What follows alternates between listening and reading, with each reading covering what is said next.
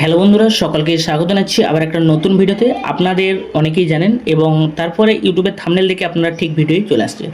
আজকের ভিডিওর main topic অবশ্যই আপনারা বুঝতে পেরে গেছেন, তারপরও আপনাদেরকে একটু জানিয়ে দিই যে আজকের ভিডিওর মেন টপিক হলো যে অন্নপূর্ণা যোজনা আমরা ফর্ম ইতিমধ্যেই পেয়ে গেছি, অতএব কালকে প্রকাশিত করে দিয়েছে রাজ্য সরকার থেকে এবং আমরাও ভিডিওতে আপনাদেরকে দেখিয়েছি।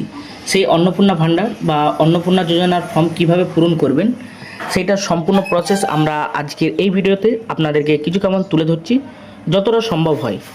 চলুন তাহলে আমরা সরাসরি আপনাদেরকে দেখাবো যে কীভাবে পূরণ করবেন এবং কি করতে হবে সমস্ত কিছু। দেখতে পাচ্ছেন প্রথমে লেখা আছে অন্নপূর্ণা যোজনা পারিবারিক তথ্য সংগ্রহের ফর্ম, অর্থাৎ এইটা হলো পারিবারিক তথ্য সংগ্রহ করার ফর্ম।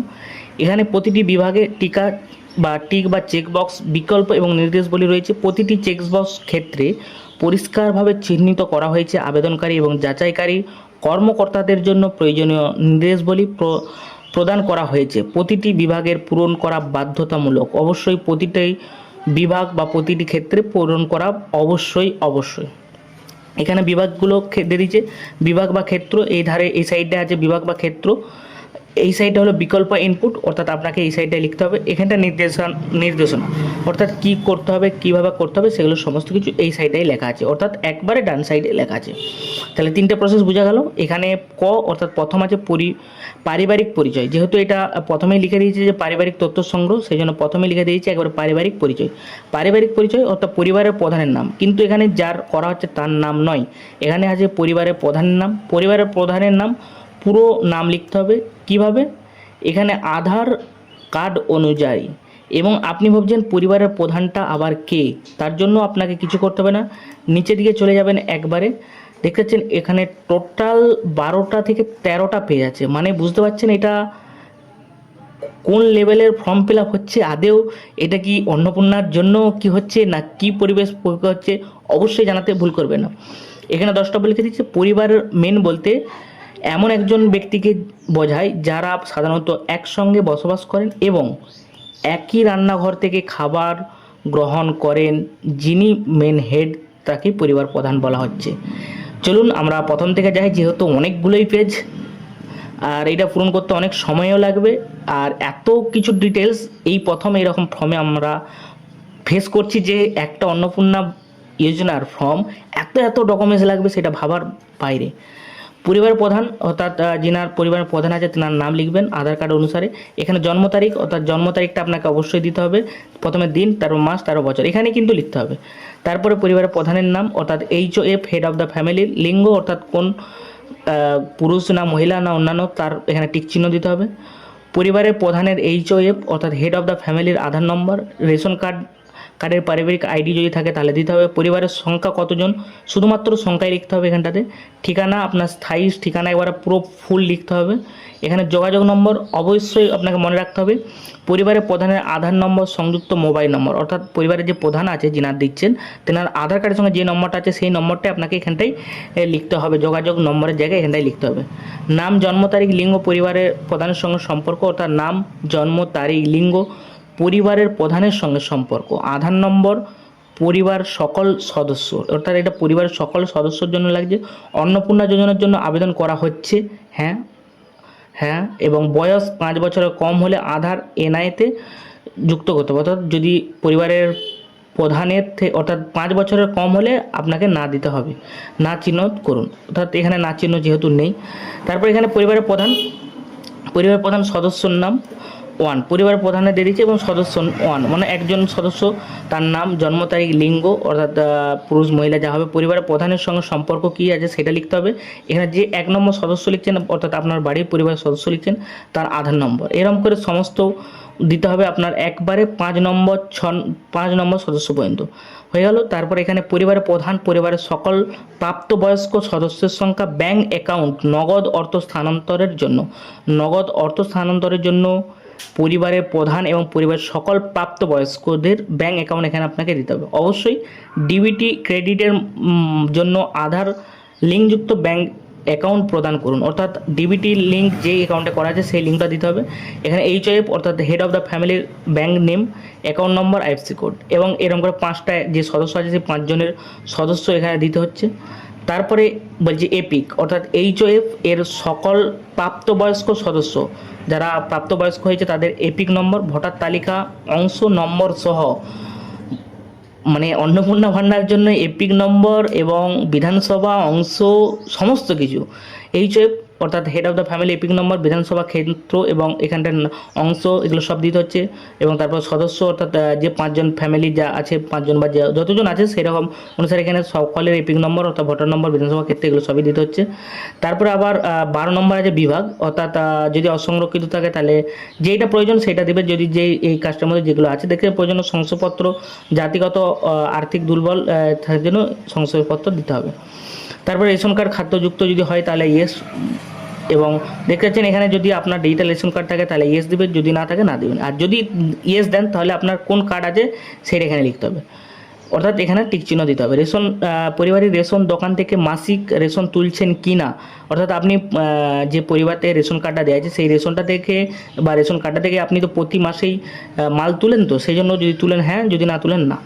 তারপর বাড়ির ধরন, অর্থাৎ আপনার বাড়িতে বাড়িতে কি 3 বা তার বেশি পাকা ঘর রয়েছে, অর্থাৎ আপনার বাড়ির মধ্যে 3টে বা তার বেশি পাকা রুম বা তার বেশি পাকা ঘর রয়েছে অর্থাৎ রুম রয়েছে, যদি হ্যাঁ, যদি থাকে ইয়েস, যদি না থাকে না। পরিবারের জমির মালিকানা অর্থাৎ পারিবারিক জমির মালিকানা আছে কি না। আবার রেজিস্ট্রেশন নথি, মিউটেশন কপি এবং আরও হলফনাগার তারিখ সহ সর্বশেষ জমির রেকর্ড কপি আপনাকে দিতে হবে। তারপর এখানে পারিবারিক সকল সদস্যের মোট জমির পরিমাণ কত শতক আছে সেটা দিতে হবে, এবং রেজিস্ট্রেশন নথি সর্বশেষ জমির নথি দিতে হবে। তারপর আপনাকে এখানে আরও দিতে হচ্ছে যানবাহন, আপনি পরিবারের যে কোনো সদস্য কি অবাণিজ্যিক অর্থাৎ মোটরচালিত 4 চাকা গাড়ি আছে কি না। অবাণিজ্যিক মানে আপনার নিজস্ব কোনো গাড়ি আছে কি না 4 চাকা, যদি থাকে হ্যাঁ, আর যদি না থাকে না দিবেন। আর যদি থাকে তাহলে গাড়ির উল্লেখ সংখ্যা কত, গাড়ির সংখ্যা কতগুলো আছে, তারপর গাড়ির রেজিস্ট্রেশন নম্বর হলো গাড়ির নম্বর দিতে হবে। এবং গাড়ির জিপ ট্রাক্টর অন্তর্ভুক্ত করুন, যদি গাড়ির জিপ ট্রাক্টর গাড়ির আপনাকে জিপ দিতে পারেন, ট্রাক্টর দিতে পারেন, ট্রাক্টরটা শুদ্ধ কিন্তু দিতে হবে। যদি হ্যাঁ হয় মডেল নম্বর দিবেন, এবং যদি এখানে আপনি হ্যাঁ করে থাকেন তাহলে এখানে মডেল নম্বরগুলো আপনাকে এখানে লিখতে হবে। বুঝতে পারছেন কীরকম ফর্ম আছে। পারিবারিক সদস্যদের স্বাস্থ্য বিমা যদি থাকে ইয়েস দিবেন, না থাকে না দিবেন। আর যদি থাকে তাহলে আপনি সরকারি না বেসরকারি থেকে বিমার অঙ্ক প্রিমিয়াম কত পাচ্ছেন, এবং হেড অফ দ্য ফ্যামিলি অর্থাৎ হেড অফ দ্য ফ্যামিলি সরকারি থেকে পাচ্ছেন না বেসরকারি থেকে কত সাম অ্যাসুরেট আছে, এবং প্রিমিয়াম বিবরণ কী থেকে নিচ্ছে, সমস্ত কিছু এরকম করে সমস্ত 5 জনকে দিতে হবে। আয় ও পেশা, কোনো সদস্য কি আয় পেশাগত অর্থাৎ কোন সদস্য কি আয় পেশা দিচ্ছেন, আয়কর দিচ্ছেন কিনা, প্যান কার্ডে ইনকাম ট্যাক্স দিচ্ছে কিনা, এবং প্রপার্টি ট্যাক্স দিচ্ছে কিনা, বা অর্থাৎ জিএসটি বা ট্যাক্স এরকম হতে পারে দিচ্ছে কিনা। যদি হয় ইয়েস দেবেন, না হয় না দেবেন। পরিবারের সদস্যদের মধ্যে প্যান কার্ড যদি প্যান কার্ডে থাকে তাহলে দিতে হবে। যদি হ্যাঁ হয় তাহলে অবশ্যই, যদি হ্যাঁ হয় তাহলে নাম এবং প্যান নম্বর উল্লেখ করুন, না হলে দেওয়ার দরকার নেই। এটা হেড অফ দ্য ফ্যামিলির নাম দিতে হবে, প্যান নম্বর দিতে হবে, এরকম করে সদস্য যতগুলো আছে সবার প্যান নম্বর নাম এগুলো দিতে হচ্ছে। তারপর কর্মসংস্থানের ধরন, পরিবারের প্রধান সরকারি ক্ষেত্রে করে না বেসরকারি সংগঠন, আংশিক সাময়িক এবং অসংগঠিত পারিবারিক বেসরকারি ইত্যাদি।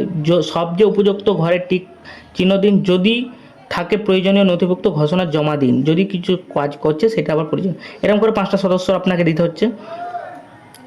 দেওয়ার পর এখানে 8 নম্বর আছে যে পারিবারিক শিক্ষিত প্রাপ্তবয়স্ক সদস্যের সংখ্যা কত, অর্থাৎ পারিবারিক যে শিক্ষিত আছে প্রাপ্তবয়স্ক সংখ্যা কত, এবং পরিবারের অশিক্ষিত প্রাপ্ত সংখ্যা কত, অর্থাৎ শিক্ষিত যে আছে শিক্ষিতদের প্রাপ্ত সংখ্যা কত, এবং অর্থাৎ প্রাপ্তবয়স্ক সংখ্যা, অশিক্ষিত যে তাদের প্রাপ্ত সংখ্যা কত, এবং পরিবারের সকল শিক্ষিত প্রাপ্ত সংখ্যা সর্বোচ্চ শিক্ষাগত যোগ্যতা প্রদান করুন। অর্থাৎ পরিবারে যে যাদের ডকুমেন্টস দিচ্ছেন বা যাদের নাম দিয়েছেন তাদের প্রাপ্তবয়স্ক যাদের হয়ে গেছে তাদের যোগ্যতা কত পর্যন্ত পড়াশোনা আছে তার ডকুমেন্টস আপনাকে প্রদান করতে হবে। পরিবারের প্রধান অর্থাৎ এইচওএফ হেড অফ দ্য ফ্যামিলি শিক্ষিত না অশিক্ষিত, সর্বোচ্চ শিক্ষাগত যদি শিক্ষিত হয় তার সর্বোচ্চ শিক্ষাগত, এবং এরকম করে 5টা সদস্য দিতে হচ্ছে। তারপর আপনার কোনো সদস্য কি কোনো সাংবিধানিক পদ, মন্ত্রী, সাংসদ, বিধায়ক, পৌর ইত্যাদির সঙ্গে যুক্ত আছে, যদি থাকে হ্যাঁ, আর যদি না থাকে না। যদি থাকে যিনি এই পদে রয়েছেন তার সদস্য সংখ্যা নম্বর কত, প্রয়োজনে সহায়ক নথি থাকলে জমা দিন স্বঘোষণা। এবং কোনো সদস্য কি সরকারি পেনশনভোগী, যদি হ্যাঁ হয় ইয়েস, আর যদি না হয় না দেবেন। যদি হ্যাঁ হয় তাহলে পেনশনের স্লিপ সংযুক্ত করুন এবং যিনি সরকার পেনশন হয়েছে তার সদস্য সংখ্যার নম্বরও দিতে হবে। তারপর কোনো সদস্য কি জিএসটি অধীনে নিবন্ধিত আছে, অর্থাৎ জিএসটি ফাইল বা জিএসটির কাজ করে, যদি হ্যাঁ তাহলে ইয়েস করবেন, যদি না হয় না দেবেন। আর যদি জিএসটি করেন তাহলে জিএসটি নম্বর আপনাকে মেনশন করতে হবে। পরিবারের মোট বার্ষিক আয় কত, অঙ্কতে লিখতে হবে, অঙ্কগত সংখ্যাতে লিখতে হবে কত। তারপর অন্যান্য নথি, সিএতে আবেদনের বর্তমান অবস্থা, পরিবারের প্রধান যদি প্রযোজ্য তাহলে ইয়েস করবেন, আর যদি প্রযোজ্য না নয় তাহলে এইটা দিবেন। আর যদি আবেদন করা হয়েছিল কিন্তু যদি হ্যাঁ হয় তাহলে আবেদন নম্বর, ইস্যু এবং ইস্যু যদি করে থাকেন তার সার্টিফিকেট নম্বর, এরকম করে 5 জনের আপনাকে দিতে হচ্ছে। তারপর অন্যান্য কিষাণ ক্রেডিট কার্ড, কেসিসি বা কিষাণ ক্রেডিট কার্ড এবং কেসিসি এআরডি এগুলো যদি থাকে তাহলে পরিবারের প্রধান, অর্থাৎ সেই কেসিসি নম্বরটা দিতে হবে, আইডির সংখ্যা দিতে হবে, যে তারিখে ইস্যু করা যায় তার নম্বর দিতে হবে এবং প্রধান কর্তৃপক্ষের বিবরণ দিন। এগুলো সবই আপনাকে 5 জনের দিতে হচ্ছে। এগুলো 5 জনের দেওয়ার পর তারপর এখানে লেখা আছে যদি SIR 2026-এর নাম বাদ পড়ে থাকে তাহলে মামলাটি ট্রাইব্যুনালে বিচারাধীন কি না। যদি প্রযোজ্য হয়, অর্থাৎ আপনি যদি ট্রাইব্যুনাল না থাকেন তাহলে নয় করবেন, আর মানে না করবেন, আর হ্যাঁ যদি থাকে তাহলে করবেন এবং মামলার বিবরণ কি সেটা আপনাকে জানাতে হবে। এরকম করে 5 জনের আছে, 5 জনের যার যাদের নাম দিয়েছেন তাদের সকলের কী অবস্থা সেগুলো জানাতে হবে। তারপরে সামাজিক মর্যাদা এবং নির্ভরশীল ব্যক্তিগত। তারপর এখানে বিদ্যালয়ের অধ্যয়ন, পরিবারের সকল শিশুর বিবরণ, অর্থাৎ যে আপনার পরিবারের বাচ্চারা আছে, বাচ্চাদের মধ্যে কোন শিশু কোন ক্লাসে বা কোন কিছু পড়ে সেটা দিতে হবে। বিদ্যালয়ের ধরন অন্যান্য নির্বাচনে করলে অনুগ্রহ করে বিস্তারিত উল্লেখ করুন, যেমন ওপেন স্কুলিং, হোম স্কুলিং ইত্যাদি ইত্যাদি। শিশু সদস্য, অর্থাৎ 1 নম্বর সদস্য, শিশুর নাম দিতে হবে, কোন শ্রেণী পড়ছে, বিদ্যালয়ের নাম এবং সরকারি না বেসরকারি না স্বীকৃত মাদ্রাসা না অন্যান্য মাদ্রাসা। এখানে আবার মাদ্রাসাটা পর্যন্ত মার্ক করে দিয়েছেন, বা অন্যান্য কত, এরকম করে 5টা যে আছে 5 জনের পূরণ করতে হবে। দেওয়ার পর এখানে শিশুদের টিকাকরণের বর্তমান অবস্থা কি আছে, যদি হ্যাঁ টিকাকরণ শুরু হয়েছে, সম্পূর্ণ হয়েছে তাহলে হ্যাঁ দিবেন, করা হয়নি হলে না দিবেন। হ্যাঁ যদি হয় তাহলে টিকাকরণ কার্ড আইডি যদি না হয়ে থাকে তাহলে অবশ্যই নেওয়ার শেষ তারিখটা আপনাকে মনে করে দিতে হবে। তারপর সরকারি প্রকল্প, আপনি কি কোনো সরকারি প্রকল্পের সুবিধা ডিবিটির মাধ্যমে পাচ্ছেন, যদি প্রধান অর্থাৎ প্রধান দিয়েই কিন্তু সব কাজ হচ্ছে। যদি পরিবারের প্রধান যদি পান তাহলে হ্যাঁ দিবে, যদি না পান তাহলে না দেবে। আর যদি হ্যাঁ তবে প্রকল্পের নাম উল্লেখ করতে হবে এখানে। প্রকল্পের নাম, অর্থাৎ প্রকল্পের নাম কি দিতে করছে সেটা দিতে হবে। আপনি কি এই প্রকল্পটি থেকে নিজেকে করতে চাইছেন, তারপর এখানে নিজেকে অর্থাৎ প্রতারণা করতে চান, বলছে এখানে কি বলছে যে আপনি কি এই প্রকল্পটি থেকে নিজেকে প্রত্যাহার করতে চান, প্রত্যাহার মানে আপনি বেরোতে চান, তাহলে কি থেকে বেরোতে চান তার প্রকল্পের নাম দেবেন, এখানে হ্যাঁ হ্যাঁ হ্যাঁ হ্যাঁ লিখে দিতে হবে। হলো, তারপরে এখানে সদস্য অর্থাৎ 5 জনের যে প্রসেস আছে সেই প্রসেস 5 জনের দিতে হবে। দেওয়ার পর এখানে বাদ দেওয়া হলো, কারণ অফিসিয়াল এখানটা হলো বাদ দেওয়া হলো, অফিস পূরণ করবে কিছু একটা ব্যাপার থাকবে। এবং ঘোষণা পর্ব, আমি এই মর্মে ঘোষণা করছি যে উপর প্রদত্ত তথ্য আমার জ্ঞান ও বিশ্বাস দ্বারা অনুযায়ী সম্মত, এখানে টিক চিহ্ন দিতে হবে। দেওয়ার পর এখানে আবার বিভাগ ক্ষেত্রে লিখে দিয়েছে যে সত্য এবং প্রযোজ্য ক্ষেত্রে আমি সকল সহায়ক নথি প্রদান করছি এবং উপরে উল্লেখিত কোনো মানদণ্ড বাদ দিইনি। আমি অবগত হচ্ছি আমার প্রদত্ত কোনো তথ্য মিথ্যা প্রমাণিত হলে আমার সামাজিক সুরক্ষা সংক্রান্ত সুবিধাগুলো সমূহ বন্ধ হয়ে যেতে পারে। তাহলে আপনি এটা পড়ে নিন, যদি পড়ে ঠিকঠাক মনে হয় তাহলে আপনাকে এখানটায় সই করতে হবে এবং এটা রেখে দিতে হবে। এখানটা আপনাকে বলেই দিয়েছি পরিবারের প্রধান যিনি আছেন, এখানটা তারপর অফিস ব্যবহার করবেন।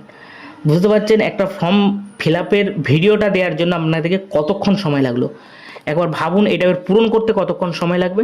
যাক, সরকার ভালো জানেন এবং সরকার কি করছে। এটা অন্নপূর্ণা যোজনার ফর্মের ভিত্তিতে কি ডকুমেন্টস নিচ্ছে সেটাই সরকারও জানে।